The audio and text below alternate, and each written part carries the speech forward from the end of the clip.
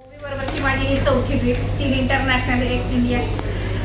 ओवीमध्ये अजूनपर्यंत तरी मला कसलीही अडचण आलेली नाही। घरातल्या कुटुंबासारखं मला वावरलं गेलं आणि हे कुटुंब माझं फार राजस्थानपासून जुळलेलं आहे आणि त्याच्यात अजून भर पडत गेली। हे कुटुंब असंच उत्तर मोठं होत जावं आणि तशीच ओवी वाढत जावं आणि आम्हाला असंच कुटुंबिक प्रेम देत जावं।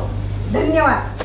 त्याप्रमाणे बहिणाबाई चौधरींच्या कविता तर आपण ऐकल्या असतील, आधी हाताला चटके तवा मिळाचे भाकर, असे त्यांच्या ओव्यांमध्ये आहे। आणि दुसरं वाक्य आहे की अमर किंवा ओवी ही सतत विशाल अमर राहो। आणि आपलं पालकत्व त्या दोघांनी सांभाळलं। त्यांनी आपल्याला सांगितलं इतक्या वाजता उठायचं, इतक्या वाजता निघायचं, बॅगा पॅक करायचं, सगळं आपण त्यांचं ऐकलं। म्हणजे काय की आपण पाळत आलो आणि ते आपले पालक आणि त्यामुळे आपली आणि दुसरी गोष्ट म्हणजे विशालने खूप छान प्लॅनिंग केलेलं होतं।